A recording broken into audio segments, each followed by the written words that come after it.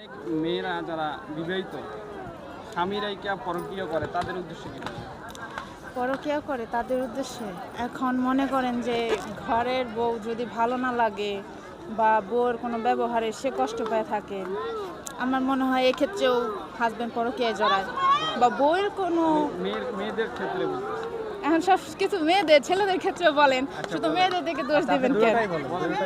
মনে করেন যে একটা সংসারে যদি হাজব্যান্ড ওয়াইফের মধ্যে ঝামেলা হয়, বউর প্রতি ঝগড়াঝাটি লাগে, তখন মনে করেন যে হাজব্যান্ড চায় যে ওর সাথে ভালো লাগতেছে না, আমি আরেকজনের সাথে রিলেশনে যাবো। ওই ক্ষেত্রে জিনিসটা মানে পরকীয়ায় দাঁড়ায় আস্তে আস্তে। এই ক্ষেত্রে আমাদের সমাধান কি করণীয়? সমাধান এখন দুজনের মিলে থাকার লাগবে, যে জিনিসটা না ভুল বোঝা যেতেছে ওইটা দুজনের মিলেই ঠিক করা লাগবে, যেহেতু হাজব্যান্ড ওয়াইফ। আচ্ছা, এরকমটা হয় না যে আমরা পরকীয়ায় লিপ্ত না হয়ে আমরা দেখা যাচ্ছে যে স্বামীর সাথে কোনো একটা সমাধান করি হ্যাঁ, না? সমাধান মাধ্যমে থাকা লাগবে, দুজনের সমাধানের মধ্যে থাকা যদি লাগবে। সংসার না হয় সেক্ষেত্রে আমরা ডিভোর্স দিয়ে বা বাবা মার ওই বেশি হ্যাঁ বেশি সমস্যা হলে তখন গার্জেনদের জানাতে হইব যে আমাদের মধ্যে সমস্যাটা বেশি হয়ে যাইতেছে, তোমরা চেষ্টা করে দেখো, না হলে তখন ওই যে ওইটা ডিভোর্স।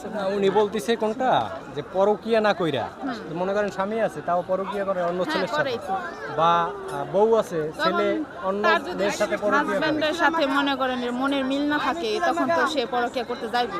তাহলে উনি বলতিছে এটা যে এই পরকীয়া না কইরা যদি সুন্দরভাবে সমাধান কইরা ডিভোর্স দিয়া তারপর তুমি আরেক জায়গায় বিয়ে করবে।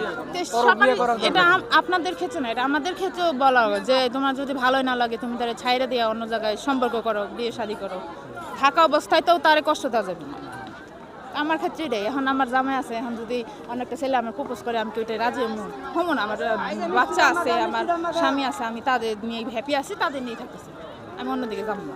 আসলে মেন নিজের চরিত্র ঠিক থাকলে সব ঠিক, নিজে ঠিক থাকলে সব ঠিক, এটুকুই, আর কিছু না। কিন্তু বর্তমান যুগটা পুরো একটা অস্থির অবস্থা, তো এটা আমি এখন কেন মেয়ে সবাই। সবারই তো এক অবস্থায়। আচ্ছা, ওকে, ধন্যবাদ।